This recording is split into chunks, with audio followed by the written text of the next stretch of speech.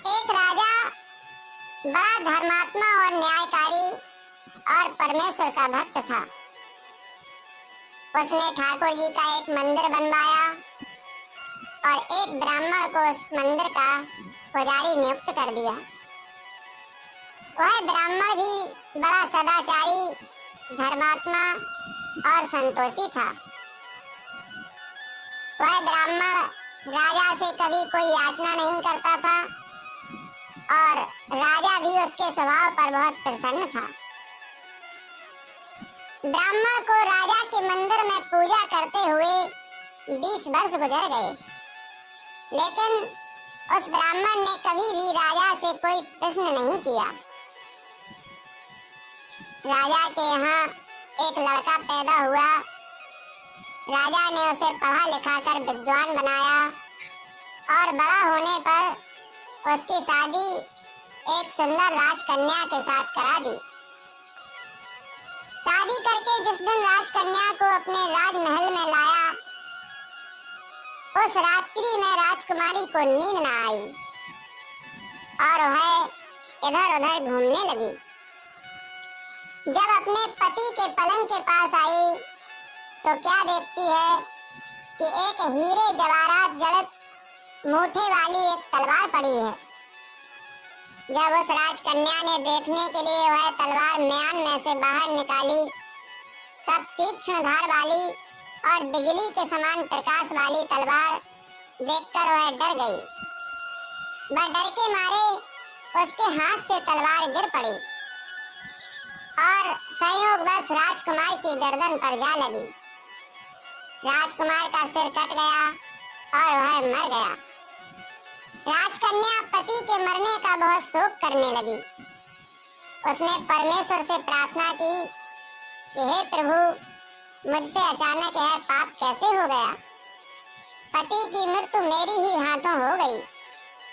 हे प्रभु, आप तो जानते ही हैं, परंतु सभा में मैं सत्य ना कहूंगी, क्योंकि इससे मेरे माता पिता और सास ससुर को कलंक लगेगा तथा इस बात पर कोई विश्वास भी ना करेगा।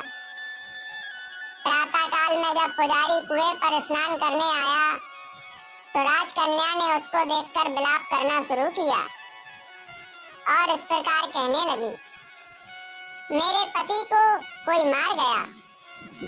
अब यह सुनकर लोग इकट्ठे हो गए और राजा साहब आकर पूछने लगे, किसने मारा है।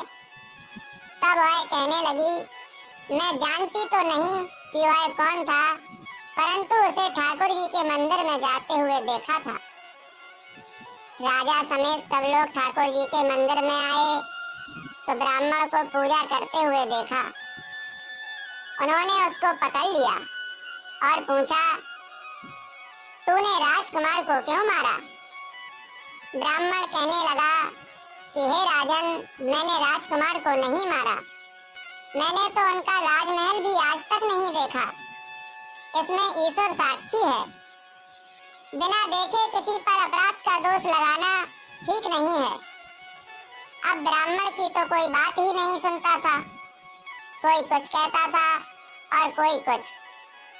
राजा के दिल में बार बार विचार आता था कि यह ब्राह्मण निर्दोष है, परंतु बहुत लोगों के कहने पर राजा ने ब्राह्मण से कहा, हे ब्राह्मण, मैं तुम्हें प्राण दंड तो नहीं देता, लेकिन जिस हाथ से तुमने मेरे पुत्र को तलवार से मारा है, तेरा वह हाथ काटने का आदेश देता हूँ। ऐसा कहकर राजा ने उसका एक हाथ कटवा दिया। इस पर ब्राह्मण बड़ा दुखी हुआ और राजा को अधर्मी जानकर उस देश को छोड़कर दूसरे देश में चला गया। वहां वह खोज करने लगा कि कोई विद्वान ज्योतिषी मिले तो बिना किसी अपराध के हाथ कटने का कारण उससे पूछ सकूं। अब किसी ने बताया कि काशी में एक विद्वान ज्योतिषी रहते हैं। तब वह ब्राह्मण उनके घर पर पहुंचा। ज्योतिषी कहीं बाहर गए थे। ब्राह्मण ने उनकी धर्म पत्नी से पूछा, माता जी, आपके पति ज्योतिषी जी महाराज कहाँ गए हैं। तब तब उस स्त्री ने अपने मुख से अयोग्य असहाय दुर्वचन कहे, जिनको सुनकर वह ब्राह्मण हैरान हुआ और मन ही मन कहने लगा कि मैं तो अपना हाथ कटने का कारण पूछने आया था, परंतु इनका ही हाल पूछूंगा। इतने में ज्योतिषी जी आ गए। घर में प्रवेश करते ही ब्राह्मणी ने